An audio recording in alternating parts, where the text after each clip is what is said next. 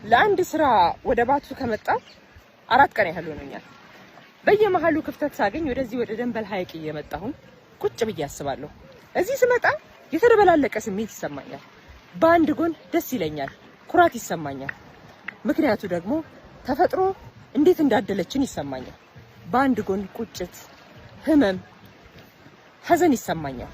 ምክንያቱ ደግሞ ይሄን የሚያክል የተፈጥሮ ሀብት ይዘን ለዘመናት ድሆች ስንባል መኖራችን ያሳዝነኛል፣ ያስቆጨኛል። ለምንድን ነው ይሄንን የሚያክል የተፈጥሮ ሀብት ይዘን መጠቀም ያልቻልነው? መጠቀም አቅቶን ድሃ ስንባል ይኖርናል።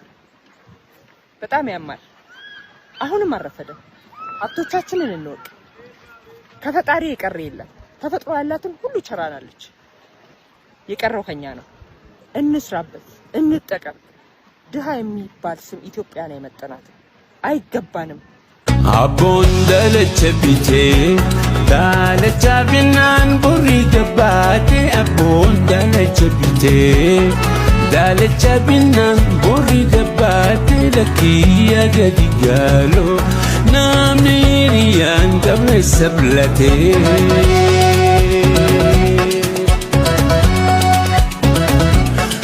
ብሻን አዲስ አበባ ያገላና ጎቱ ነደበርሲ ብሻን አዲስ አበባ